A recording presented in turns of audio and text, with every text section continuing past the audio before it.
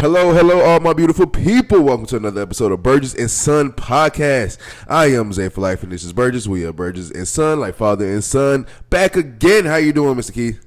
Doing great. How are you? I'm good. We have been away for a little while, just a little while. Don't panic. It's only been a week. Little busy schedules. Had what was the past Memorial Day, right? Yep. Memorial Day just happened. We had to grill some. We had to go see some family. Little off time from work, so I was sleeping. So, we've been having a good little week, a little good vibe week to ourselves. We owe it to ourselves. And the reason why we took that little break too is because this is the start of a new era again. We started a new era with episode 1, but this is episode 10. Can you believe it? Nah, 10 already? 10 episodes, 10 in. It's been a fun journey. Just take a little time off. This been a fun journey. Doing my podcast by myself, but doing it especially with somebody I love is so much fun. Talking about shit that I love to talk about and listen to. It's been a fun journey already. 10 episodes down, 100 plus more to go. How you feel about these 10 episodes? I feel great. I mean, it's actually been a lot of fun, doing this with you too. Hell yeah. So yeah, it's been straight. And every once in a while, I say some funny shit. Just every once in a while. Just every once in a while. Yeah. All right, so we have been away for a little while. So really, to be honest, if you miss 2 days of sports world, you miss the whole week. Miss a week, you miss a month. And if you don't want to miss a month of the sports world, you'll be looking like, what happened? Well, I would have loved to miss the last 2 weeks because the Knicks. Oh, my God. Let's get into that. First topic of the day is the Eastern Conference Finals between the Knicks and the Pacers. I am kind of glad we didn't do an episode last week because you probably would have been mad the whole time. Just talking. You have had time to cope and to accept what's going on.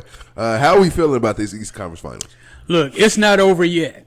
So right. I still do hold out small hope that we can get this done tonight in Game 6 and bring it back to the Garden for Game 7. But I will freely admit this.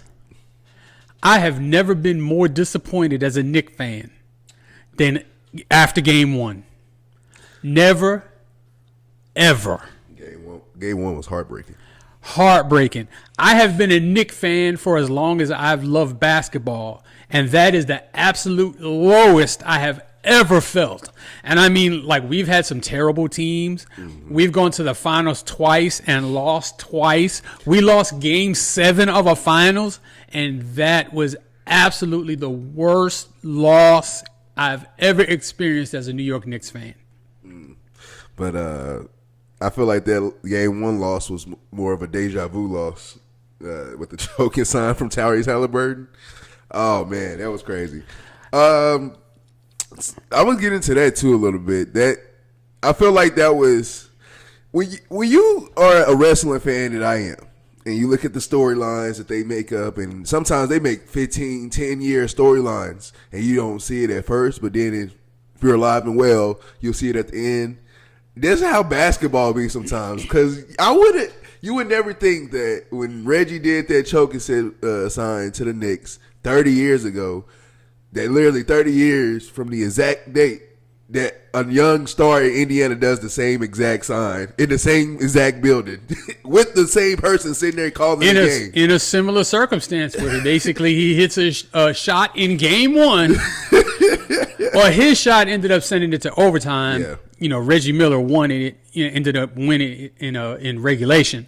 But let's hope it has the same outcome because I will remind everybody, especially the Pacers fans, when Reggie Miller did that choke sign, the Pacers won Game 1, but they lost that series. So we can only pray that happens again. But I do want to remind everybody who's talking about history is repeating itself. I hope the hell it does. I hope it does. Yeah, it's been a crazy series. Not to be honest. I expected the Pacers to put up a fight against the Knicks, for sure. I knew the Pacers were a heavily slept-on team, going in Milwaukee, beating them in 5 games, playing the number 1 seed in the East, arguably one of the best teams in the league, 5 games, and you don't overlook the Pacers. But the Knicks beating the defending champs in Boston, not just beating them, in Boston, and beating the defending champs, I thought Knicks was going to put up at least a better fight than this. Well, I mean, look.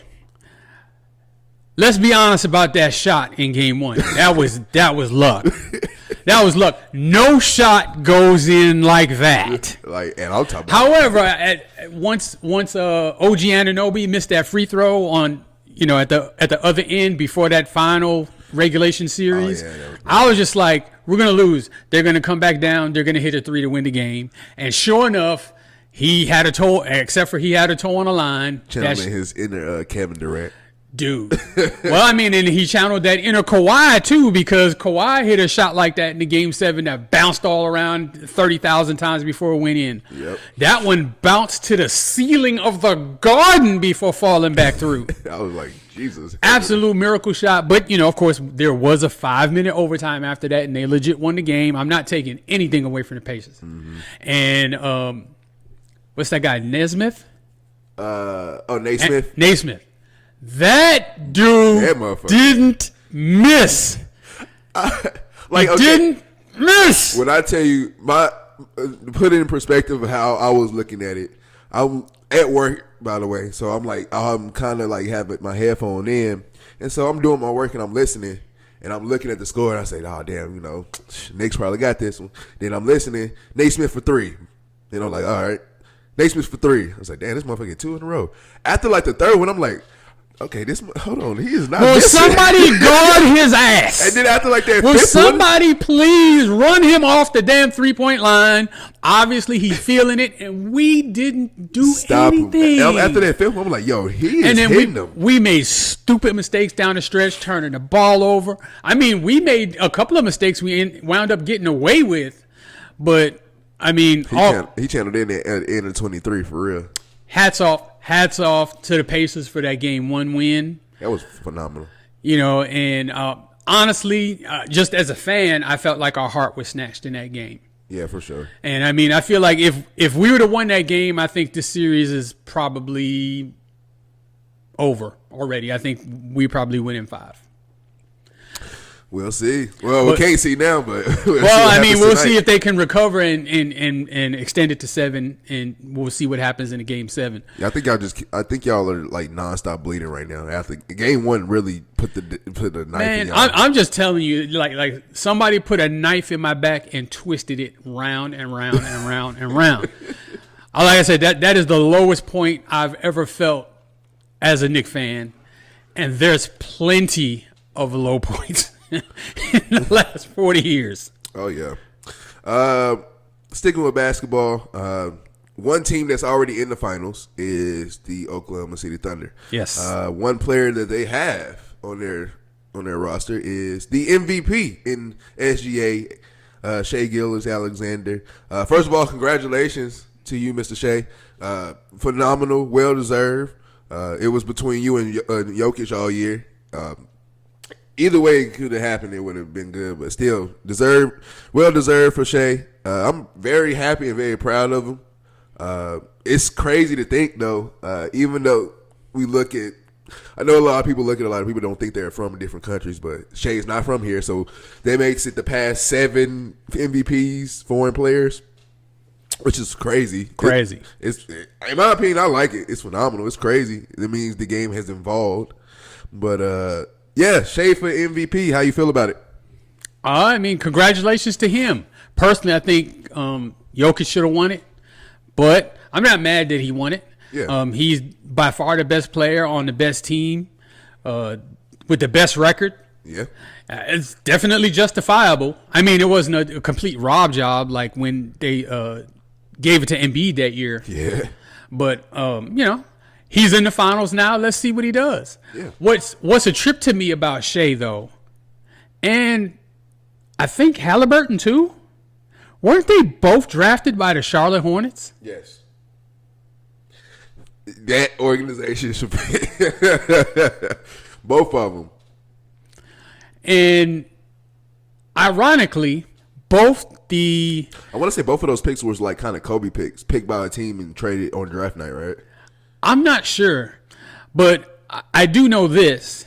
Both of them were involved in trades for Paul George. See, Shea was involved in the trade that sent Paul George from Oklahoma City to the Clippers. And, of course, the Clippers gave up a haul. They gave up Shea and multiple draft picks and all kind of stuff that's made OKC probably in the best position in the NBA going forward because they have assets for years to come as well as having a really good young team. Yeah. Indiana, I believe Halliburton was part of the draft package that when Paul George left the Pacers and went to Oklahoma City. Okay. And was any part of I thought he was part of the Sabonis trade too from the Pacers to the Kings. I know then I might be wrong about that. But I was thinking that they were both involved in directly in a Paul George trade. I might be wrong about Halliburton. But either way, both of those tied into players that yeah. I mean Sabonis is good and Paul George is good, but you're looking at where Tyrese Halliburton is now and where Shea is now, you're looking like we had those players. Yep. Especially for the Clippers. I mean, I've been on record of saying it that I feel like when the Clippers traded SGA to OKC, I thought you could have traded anybody else because when I was watching the Clippers play the Warriors in the first round of playoffs, that was Kevin Durant last year with the Warriors. I was looking at it. Of course, me being a Kevin Durant fan, I'm watching, and I'm looking like, I don't know who number 2 is, but he is giving the Warriors work.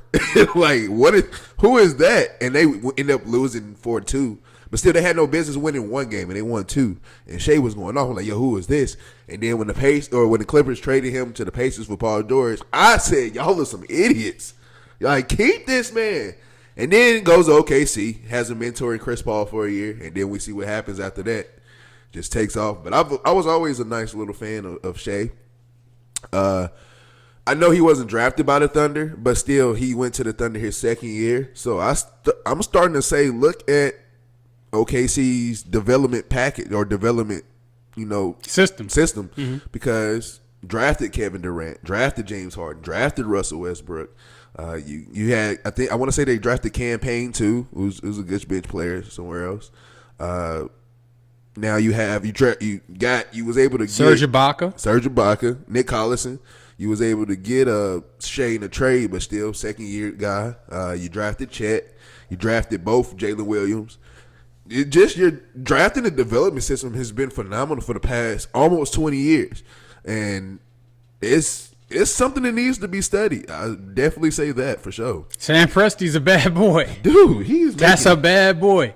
And they're going to be the favorite, whether the Pacers go on ahead and handle business or whether the Knicks make some kind of a comeback. Yeah. They're going to be a huge favorite in the next series. Oh, yeah, for sure. And it would be a tremendous upset if somebody other than the Oklahoma City Thunder is the NBA champions. Definitely happy for the Thunder, man. Like I said, been a Kevin Durant fan ever since he came to the league, so I've been watching the Thunder for a while. Even when Kevin Durant left, I wasn't a Westbrook fan, but I still cheered for him in the shadows. But it's fun to see them up there again, and I'm proud of Shea, man. Shea deserves it. I think if you look at it now, he's probably the favorite for MVP next year. I don't see why not. And for people who are hating, especially hating because he gets to the line a lot. He does do that, and I know the flopping thing. I believe y'all forgot somebody who played for the Thunder that did the exact same thing in James Harden. Remember when James Harden, before he started step back shooting threes, that he used to put the ball so low that it would make you foul him and go to the line? He was shooting like 20-plus free throws a game at one point in a certain stretch. You like, what? So, and then that was everybody's favorite player at one point when he was on the Rockets. So, get used to it, because I'm glad Shea's bringing that back to the NBA. Go to the inside. Stop shooting all these threes. Thank you. Like, go to the inside. Thank you. And I do want to add something about your Kevin Durant fandom. I can 100% vouch for his Kevin Durant fandom. because for Christmas one year, he asked for KD shoes. And initially I said, yeah, we'll get you them. And then I went and I saw the price. And his mom had to beg me not to break my word. Because I'm just against spending that spending that much money on a pair of shoes just because it's got some basketball player's name attached to it. You know what? Being a full parent adult now, and I actually bought myself 2 pairs of KDs a long time, a good almost a year ago. Even I was, and it was $125 a piece. Oh, it was way more than that when I bought That's it. That's what I'm saying. I'm looking. I was even like, God damn, I was mad spending that money. So I could only imagine when in the peak it was like $250 or something. But yeah, man, congratulations to you, Shea. Well deserved MVP. More to come, more to your career to come. You're so very young, and I can't wait to see what happens next. Moving to some stories in the NFL. One story that's been around for 2 weeks, but we just now seeing y'all, so we're gonna break it here. Brock Purdy got paid. Okay.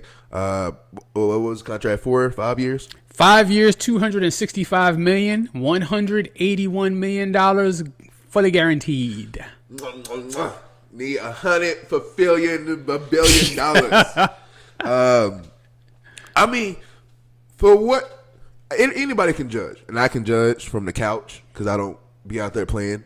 You can say whatever you want about Brock Purdy. Brock Purdy, you deserved contract, well deserved, because, and I can honestly say too, yeah, you can say he finessed the hell out of whoever it was, but still, well deserved contract. Last pick of the draft. Not only were you the last pick of the draft, you'd have been to 2 NFC Championship games already. Won, been to a Super Bowl. Yeah, you lost the Super Bowl, but you lost to easily, arguably one of the best quarterbacks, definitely in our time right now, if not of all time too. But so it's really I'm happy that he got paid like this. I think he was good quarterback last year, even though the record didn't show it. Injuries play a big part to what you're trying to do. Before the Eagles went to the Super Bowl last year, the year before they had injuries after injuries, and they got bounced out in the first round. So I don't never put it out, especially with Brock Purdy as your quarterback. I think you have a chance. Now you do lose key pieces, Debo. You're going to lose some more key pieces because that's a lot of money you got to pay for one guy. But I feel like their draft process is just as good as anybody else. They re-signed Fred Warner, and Kittle, and your playbook is so nice that you really can plug and play anybody. The second-year receiver out of Florida, I think he's going to have a breakout year this year. The guy who got shot? Yeah. Pascal or whatever? Oh, yeah. I think he's going to have a leap year this year for wide receivers, especially for this team needs it, especially as Brenda, are you coming back? Yeah. Okay. So as long as you have a couple of players there. So I think they'll be able to revamp, refocus, and be back to the top. But well-deserved contract. How you feel about that contract? I think they overpaid him. Yep. He's a serviceable starting quarterback in the NFL. Mm-hmm. He's mid is kind of what I would grade him at. Now, he's getting paid like an elite player. You know, he's I think 5th in annual salary now. Yeah. I don't think he's the 5th best quarterback, so I believe they're overpaying in that regard, but I think they were painted into a corner as well. What else are you going to do? Yeah. I think he saved some asses in San Francisco, for sure, because they gave up all that to get what was the quarterback turned out to be nothing? Trey Lance.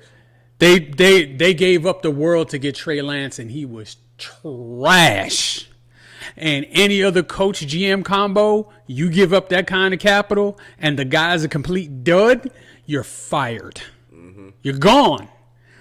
But you save yourself because that 7th round Mr. Nobody draft pick turned out to be pretty good. And so you have the same coaching staff there, so he'll have that continuity. Yep.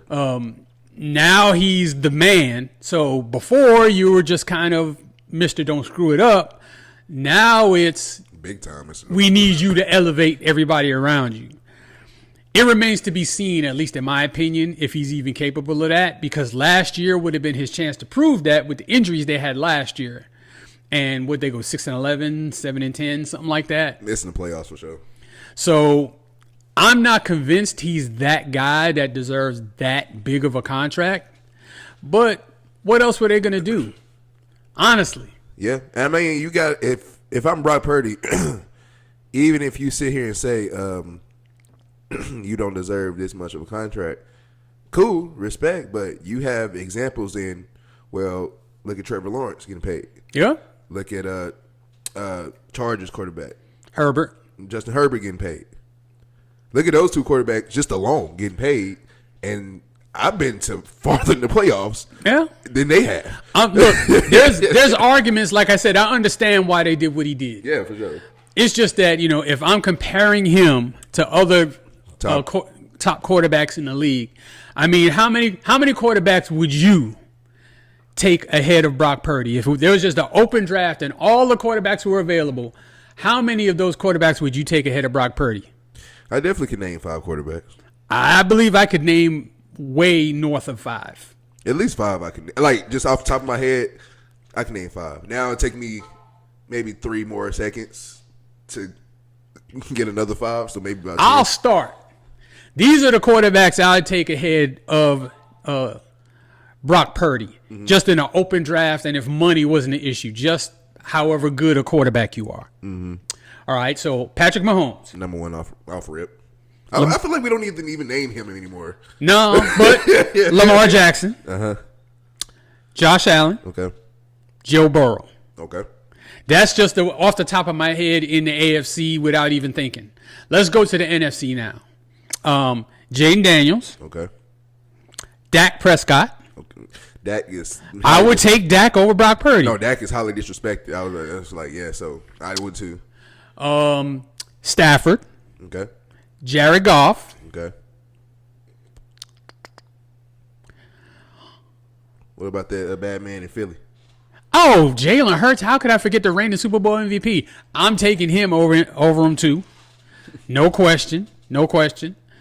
Let's go back to the AFC. Oh, C.J. Stroud. I'd take Stroud over Purdy. You take C.J. Stroud over Purdy? I'd take C.J. Stroud over Purdy. That's interesting. I'd take Justin Herbert over Purdy. Yeah, I'll stop right there. I want to take Justin Herbert. And I'm an Oregon fan. That's a good 10 quarterbacks I just named. That's a good 10. That's a good solid 10. I can't think of, off the top of my head, any other quarterback that I just definitively take over him. Because Geno, no. I would say Kyler Murray. Who? Kyler Murray. I wouldn't take Kyler Murray over Brock Purdy. Love, give him another year. Maybe Love. I would take Love. I think Jordan Love is in the right direction. Yeah, I think they're close. I think they're close. Mm-hmm. But I think that's about it. So, like I said, he's kind of mid, for quarterbacks, for starting quarterbacks in the NFL. I'm not saying he doesn't deserve to be paid very, very handsomely. He does. I just don't think he's top 5. But I understand how the league works. It was his turn. Next time, it's going to be somebody else's turn. They're going to be making more money than him. That's just how it goes. Look, Dak Prescott is the league's highest paid player, and nobody would say he's the best quarterback in the league. So it's just, it's just, chips fall. Yeah, it's just what happens when your turn comes up. Yeah, I feel like Dak does get a lot of disrespect. I think he's one of the best quarterbacks in the league. He's top 10. He's top 10. I don't think you can go away from Dak.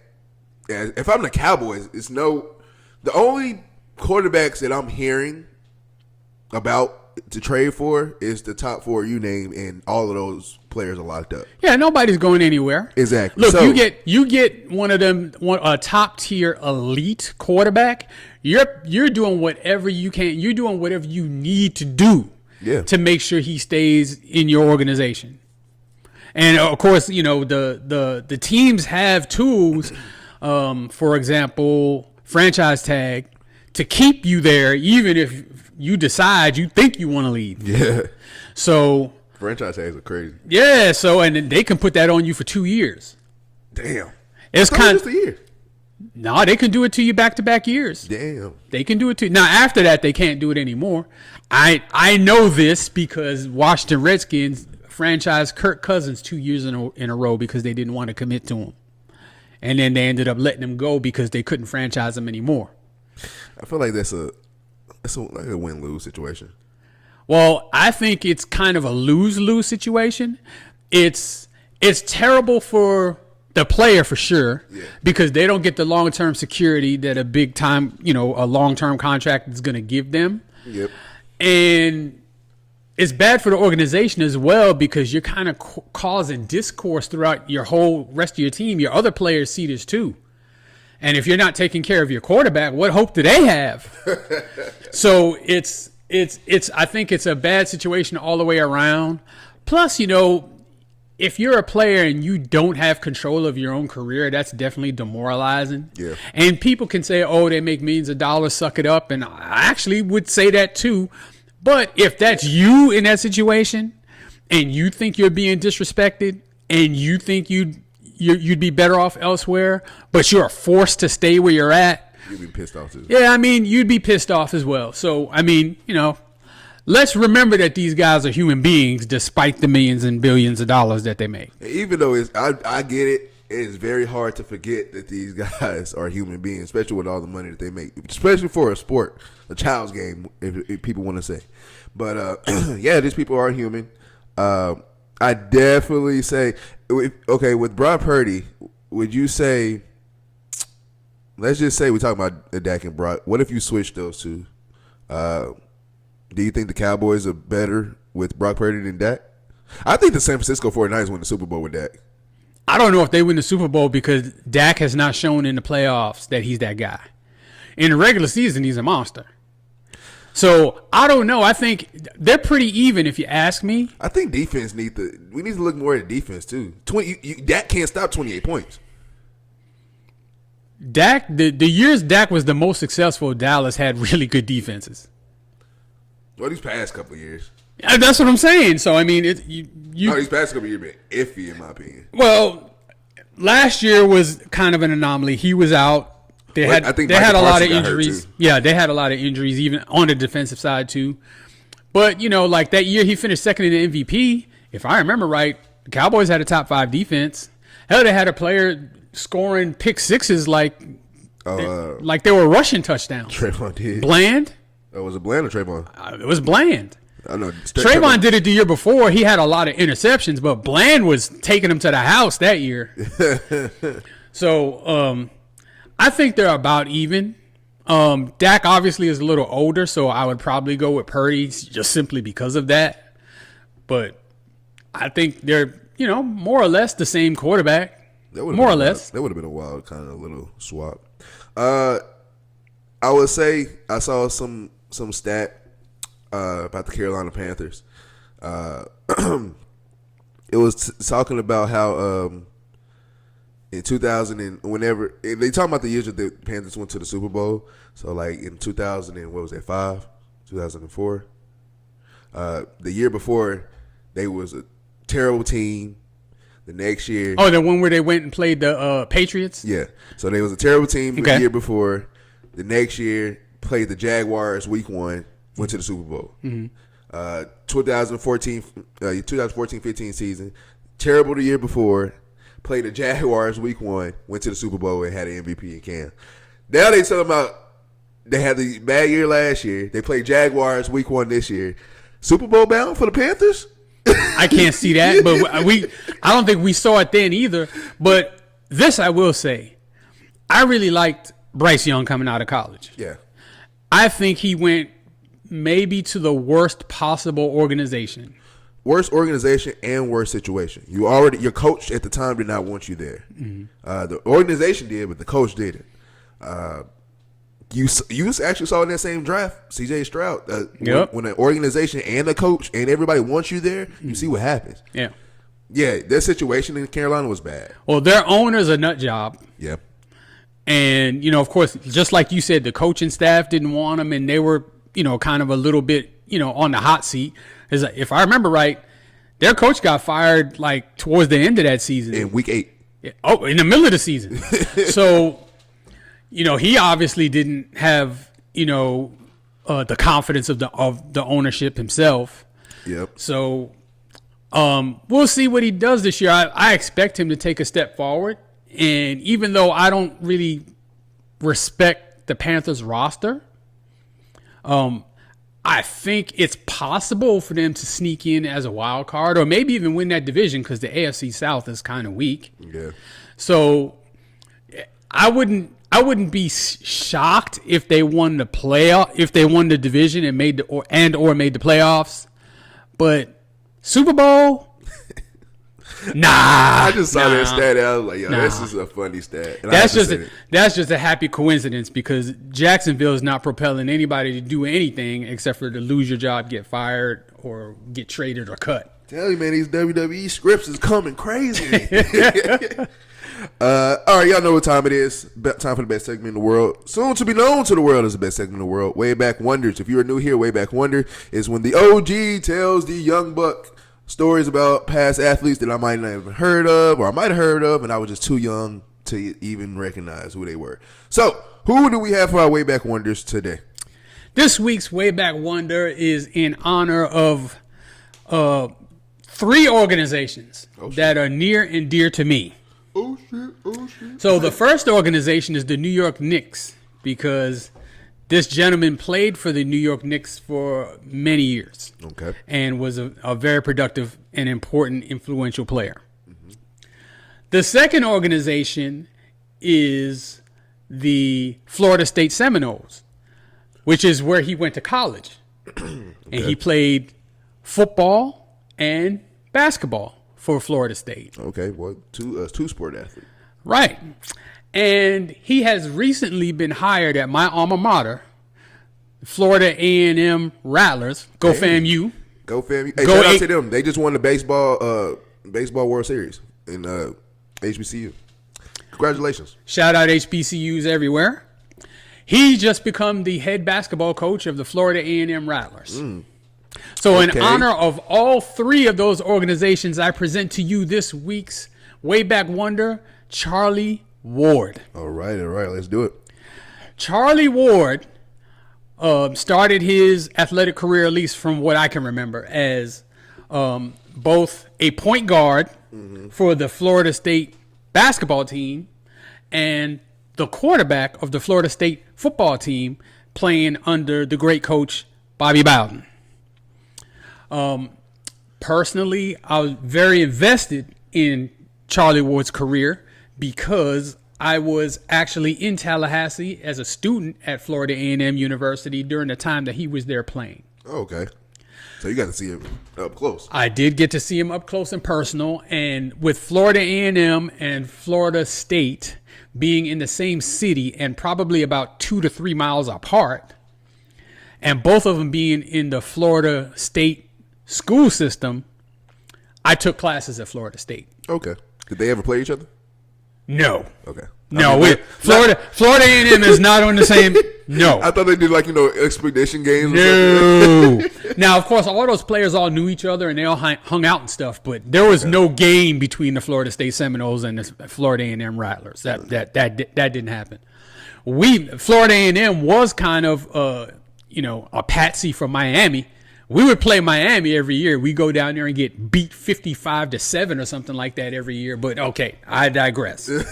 Back to Charlie Ward. So he was an outstanding quarterback. Okay. Outstanding quarterback. And also an outstanding point guard. He was kind of a traditional point guard, pass first, take care of the ball, get other people involved, hard, tough defense. Yep. Steal the ball from you. He wasn't an exceptionally big guy. I think he was maybe 6'2", 6'3". Not really bulky or anything.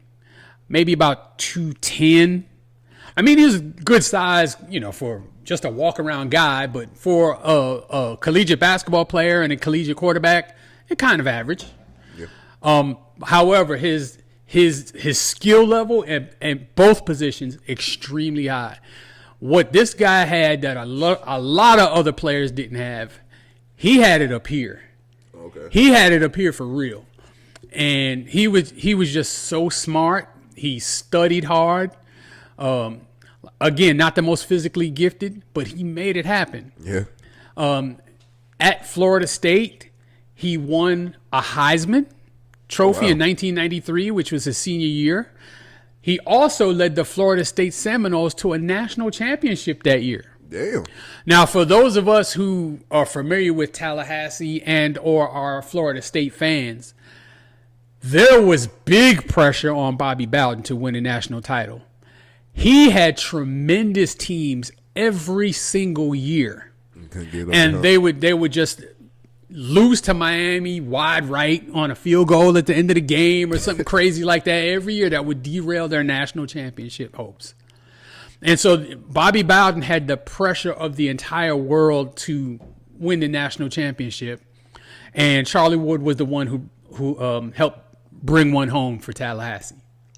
So he is a G.O.D. in Tallahassee. Also, as a member of the basketball team, was all ACC, highly regarded. He wasn't All-American or anything like that, but he was highly regarded and considered to be a very high prospect for both the NBA and the NFL. Damn. Now, the NFL draft happens first, and Charlie Ward goes undrafted. Okay. And I think back then, it wasn't just 7 rounds like it is now. I think there was more rounds. I don't know exactly how many, but he did not get drafted. Damn. And Charlie Ward was a black quarterback. And at that time, it is rumored that had something to do with it. I cannot confirm nor deny if that was the case. But there were general managers who had concerns about his arm strength. Mm-hmm. And, the kind of same things they say when they don't like a quarterback: accuracy, his leadership, blah, blah, blah, blah, blah, blah, blah. And Charlie Ward and his camp really thought he should have been a first-round pick. And it was rumored that he had said that if he wasn't a first-round pick, that he would just go play in the NBA. Mm. So I think maybe that scared off some GMs. I don't remember exactly what other quarterbacks came out that year. What year was that? 1993. 1993. Okay. But it would have been the 1994 draft. Okay. But he did get drafted in the NBA after not getting drafted in the NFL. The New York Knicks drafted him. And I'm going to say he was mid-round, like somewhere between 15 and 19. So not a lottery pick. Right, and, first rounder. We already had good point guards on the roster, so it wasn't a pick of need necessarily. Looks like we just picked him because he was the best player available, which is how you run a franchise, but I digress. So he immediately became, our backup point guard, and he was our backup point guard for a number of years. And he would spot start here and there with injuries, or if the starter wasn't playing that well, or if Charlie himself was on a hot streak. He was consistently good throughout his NBA career. So during that time, the Knicks were pretty good. That was Patrick Ewing, Charles Oakley, John Starks, those guys.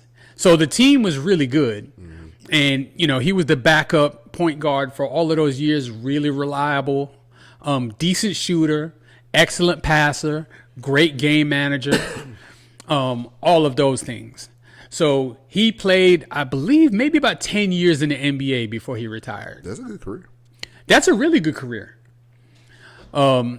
Afterwards, I'm assuming that he got into coaching. He, I think, kind of went quiet for a while, but at least for me, now he's resurfaced as my alma mater's basketball coach, and I'm really excited about that. Yeah.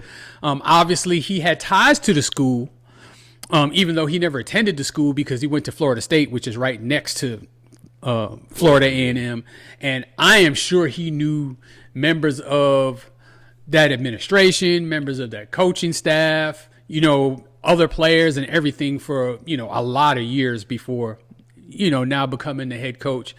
I believe this is his first head coaching gig. Oh, really? So definitely wish him well as head coach of the Rattlers. And I think he kind of goes under the radar as, one of the original two-sport athletes because he really wasn't given a chance in the NFL to play professionally. Yeah. One thing he did is, when the Knicks picked him, he committed to the Knicks. He said, I'm not playing football. Okay. I'm playing basketball. They didn't want me. You do. I'm staying right here. And I think that was the right thing for him to do. Yeah. If you ask me, especially back then with the difference in the money that they make now, I'd take a 10-year basketball career over going undrafted as a quarterback and potentially having to try to make a roster with, coaches and organizations that never believed in you enough to even use a draft pick on you. It's rare that you see a Brock Purdy, Mr. Relevant quarterback be good, but definitely not an undrafted quarterback. It's a miracle, and I can think of a couple of undrafted quarterbacks who did well, like Kurt Warner and Tony Romo, but obviously those are far and few between. But today we give our respect to the great Charlie Ward. Congratulations on your fantastic athletic career, as well as future success as a coach. Congratulations to Mr. Ward. Always great with way back wonders. I got a couple of questions, but before the questions, Heath Schuler was the first quarterback taken by the Redskins. Dud. Really? Dud. Wasn't he the black quarterback in Tennessee? No, he was white, but he was trash when he got to the NFL. He was garbage. He was really good in college. He was trash when he got to us. And the second quarterback taken was Trent Dilfer. Okay, he turned out to be serviceable, but he stunk for a while in the NFL, and he did win a Super Bowl with the Ravens. And those are the only two quarterbacks picked within the top 10. Okay. It's more players that had. Marshall Faulk was number 2 in that draft. That's a bad boy. Bad motherfucker right there. And I think Isaac Bruce was in this draft as well. He was in the second round. Crazy that they became teammates. Yeah. So you got to see Charlie Ward in college. Did you go see both basketball and football, or was you just football? Just football. Basketball, I wasn't really that into basketball at the time. I hardly ever went to my school's basketball games, and I lived. The dorm I was at was directly across the parking lot from where they played, and I still never went.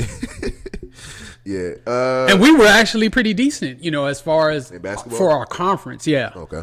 So I think it was 1990, either 1990 or 1991. Florida A&M University Rattlers were the MEAC, the Mid-Eastern Athletic Conference champions in football, basketball, and baseball. Damn. Yeah, we won all the conference championships that year. You know what? I could only imagine being, especially a black quarterback for Florida State. And you got a HBCU down the street. I definitely know he was at them parties lit. Well, at that time, and I guess even to this day, really, the best black athletes do not go to HBCUs traditionally. Yeah. It's a rare occurrence when they do, and you got to have somebody like Deion Sanders at your school to attract them. Mm-hmm. So, even back then, our players were not on par with theirs. There's a few. Well, I'm talking about coming to the party at the school. Oh, okay. Well, yeah, they party together all the time. Yeah, I already knew that. It was like, you down the street from a HBCU, I'm going to where my people at. But so watching them play football, Heisman Trophy winner. Would you say if he had the chance in the NFL, do you think he would have had maybe, I want to say, better NFL career than NBA, or do you think he would have kind of been the same? Like he would have just had a good a nice little career in the NFL. Well, I'm going to judge it based off of his college careers in football and basketball. In basketball, he was a really good player, but not a great player. In football, he was a great player. He was the man. He was a great player, dude. And I mean, he could run, he could throw. I mean, he wasn't Michael Vick, with the ball in his hands or anything like that. But I mean, he could make a couple things happen. But I mean, he was a really good thrower. He was what a quarterback should be, just a leader. If you need a play, he's gonna find a way to make a play. Mm-hmm. And I think he would have been a good starting quarterback in the NFL if somebody would have gave him a chance. So he would have had a nice little career.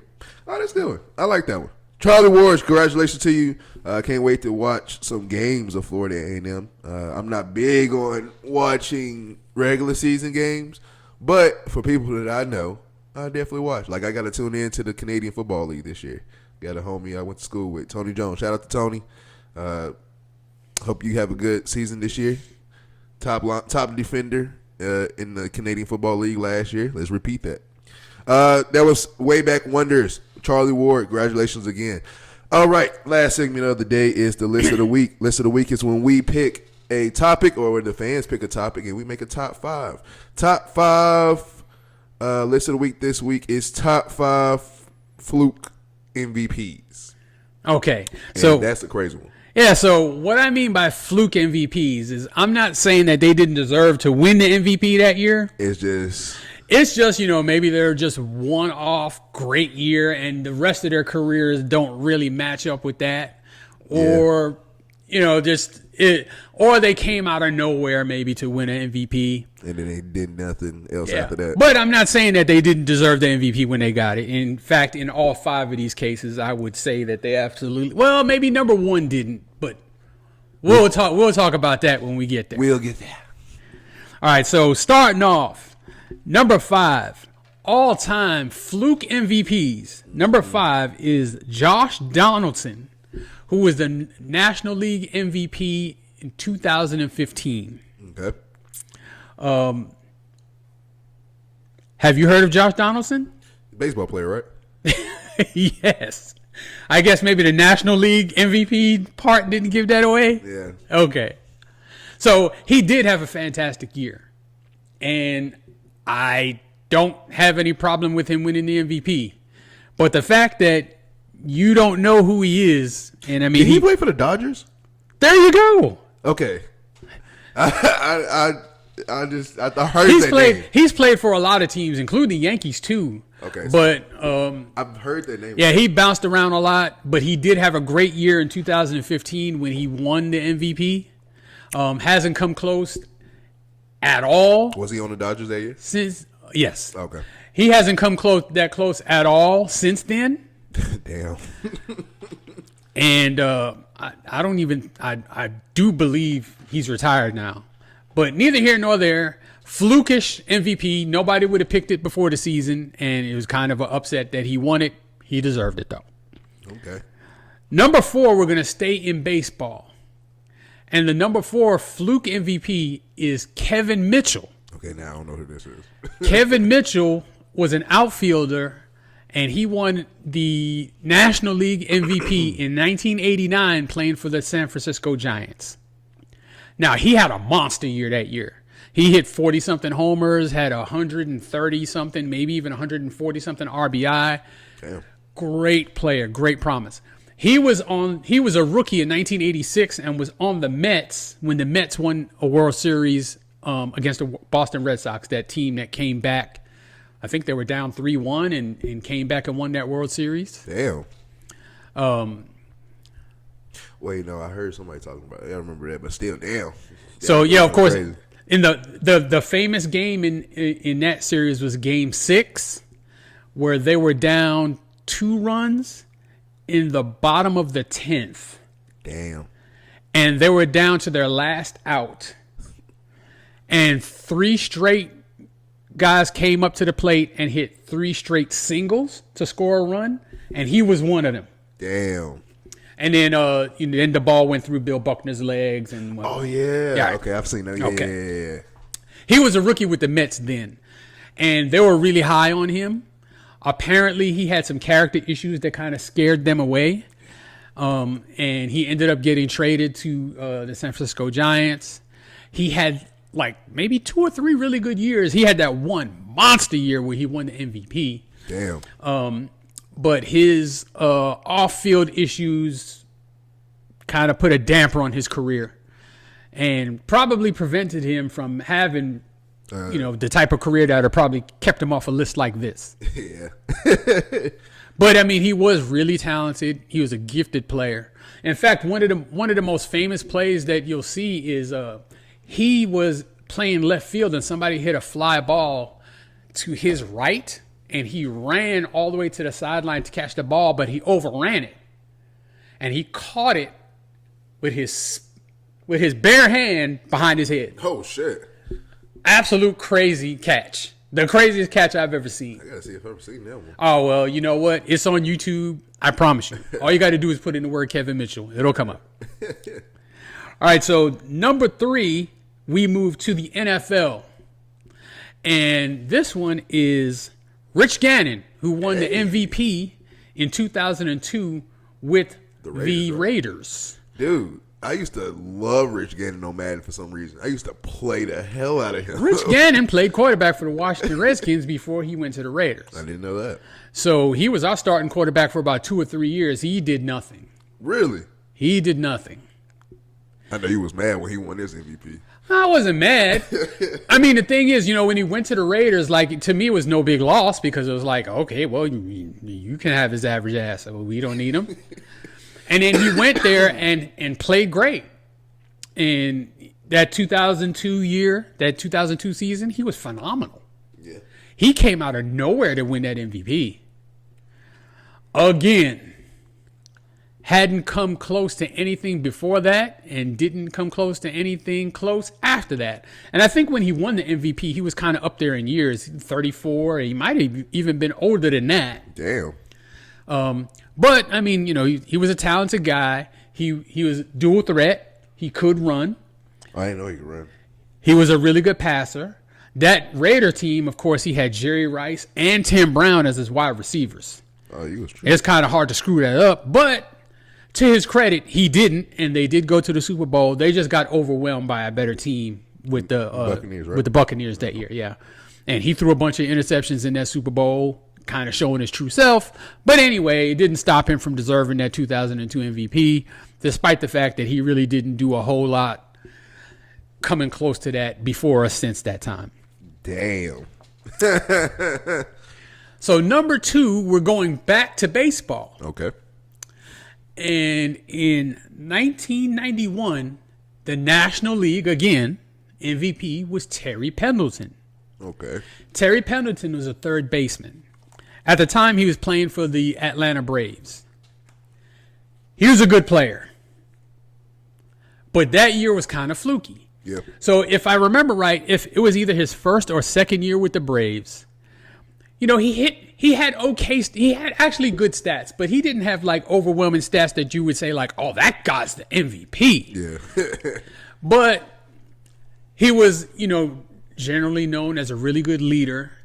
He came to the team. They were kind of floundering. With him on the team, they did really well. Mm-hmm. Apparently, he provided a lot of leadership. I think he hit like a little bit over 300. He wasn't a big homer guy, maybe hit about 20. And he drove in like a career high, like maybe 105 runs. Like, it's nothing, they're good numbers, but they're not, Pop out. Right. Yeah. But he did win the MVP, and he did have a couple of good years before and after that. He was kind of more known kind of as a slap hitter. He could get on base and cause some trouble. But, not somebody that's just going to be the centerpiece of your team. Yeah. Again, I don't begrudge him winning the MVP that year. I think he actually did deserve the MVP. But, yeah. Nothing before that or after that he had ever done on the baseball field, and he played a lot of years in Major League Baseball, did he ever come close to even being in consideration for MVP? Damn. So that is the number 2 Fluke MVP. And at the number 1 spot. And at the number 1 spot, we have a Washington Redskin. Huh. Yes. You think that was going to happen? And I'm just circling in my mind real quick. He's the last Redskin to win an MVP. Really? Yes. And it was 1982. And his name is Mark Mosley. Guess what position he played, Zay? If he won the MVP, I would guess quarterback. No. Guess again. No defensive lineman has won the MVP. Corner? Nope. Try again. All right, Steve. I'm going to say wide receiver. Nope. Try again. I know it ain't offensive lineman. Nope. Try again.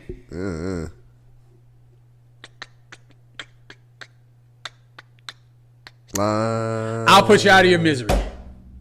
Mark Mosley is the only kicker in the history of the NFL to win MVP. A kicker won MVP? A kicker won MVP. I would have thought what's his name? He just got released by him. Justin Tucker would have been an MVP as a kicker. He may be MVP at a massage salon somewhere, but he's not the MVP of the NFL. But Mark Mosley won an MVP as a kicker. That's crazy word. A kicker, bro. For a team that won the Super Bowl that year. Damn.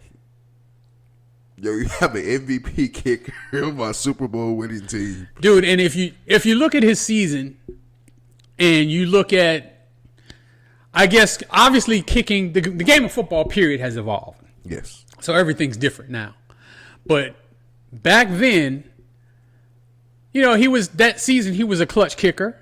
He did make some important field goals, obviously. We were a good enough team to make the playoffs and win the Super Bowl. Obviously, you have to have good special teams, which usually starts in the kicking game. And he was fantastic. And I think he only missed one field goal all season long, or two field goals all season long. However, it was also shortened by the strike. Damn, there was. Yeah. That was a strike season. I don't know what was in the voters' minds. This one, you could legitimately possibly argue that the guy didn't deserve the MVP.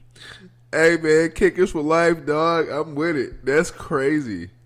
I mean, the only thing crazier would be for a punter to win MVP. That would be insane. First of all, the kicker period winning MVP. The kicker winning MVP is out of this world. But, he throughout his career, he made a couple of Pro Bowls. He was obviously all pro that year. You can't be MVP and not be all pro. I would hope, yeah. But he never came close to anything like that after that. And trust me, I've been a Redskin fan a long time. He did not come anywhere near the performance in 19. And he had a good year. I honestly don't think he should have been the MVP. Did he not miss a field goal? No, he missed. There were a couple of field goals he missed. He didn't have a perfect season. That's the only way I can say that you win MVP. And then even if he did have a perfect season, the kicker? I mean, unless he's kicking 80-yarders and you don't ever have to have a first down to score. That's different. That's entirely different. But I mean, back then, like a 50-yard field goal was a big deal. Yeah. And he would make 50-yard field goals. He was nailing them. But like now, like a 50-yard field goal is expected for you to be able to make them now. Yeah. It's not that big a deal now. But yeah, the fact that a kicker could win an NFL MVP is just absolutely nuts. That's almost like the water boy winning an NBA MVP. I literally just learned something new for real. I didn't even know that. A kicker won MVP. A kicker won MVP. He should be. That alone should put you as the best kicker all time. I mean, yeah, you should be in a Hall of Fame and be on a Mount Rushmore of kickers. NFL top 100 when they had it. The roster. None of that is the case for Mark Mosley. That is crazy. None of that is the case. In fact, he had some seasons where he was god awful. And the only reason I think that they kept him around was because of that MVP season he had. Dude. That kind of bought him some time. He had a little equity with that. Yep. But yeah, a kicker. And he was one of those straight ahead kickers. Like, most kickers, take 3 steps back, two steps to the side. He was a straight on kicker, kicked with his toe. Ah. Yeah. And that won MVP? That won MVP. How do you even aim? Because kicking with your toe, you can't really dictate where the ball is going. Well, he dictated it well enough that he won MVP in 1982. This got to be seen by somebody. Do anybody see this shit? I'm like, he had to have some dirt on the voters or something, dude. He had to have. There was something he knew that the rest of the world didn't for him to win MVP that year. I mean, because even if you wanted to say, okay, well, he was on the best team and maybe the most consistent player, we had Joe Theismann. We had John Riggins. We had Art Monk. Those guys are like Hall of Famers. And the kicker? Like legit Hall of Famers. Well, I know Theismann isn't in the Hall of Fame, but like in the history of the Redskins, Joe Theismann's a much better player than Mark Mosley. That's for sure. I can only imagine if, like, especially back then when they used to announce the MVP. I can only imagine, like, you just sitting there, like, MVP of the NFL is Mark Mosley. You just sitting there with some food, like, me? Now, in 1982, I was 11 years old, so I didn't understand the gravity of it until much later in life. Yeah. But, like, yeah, a kicker, won MVP. Bro. That's crazy. Now, that's a fluke one for real. That's number one for sure. Yeah. Dude, that was wild. I like that one. Oh, my God. A kicker winning MVP is going to be on my mind all day. All day. I'm going to talk about that one. Who's that? Thank you guys for watching. Thank you guys for tuning in to another episode of Burgess&Son. We will be back next week. We ain't going to skip another week. Maybe later in the future. We really need a break. But this is episode 10. We'll be back with episode 11 next week.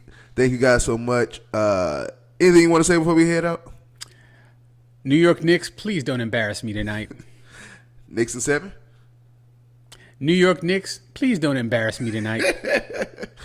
Tyrese, go ahead and put them to bed, baby. Go ahead and hit the Steph celebration, and we're going to get them on out of here. Pacers versus Thunder in the finals. That's what I say right now. That's what I'm calling. You're disowned.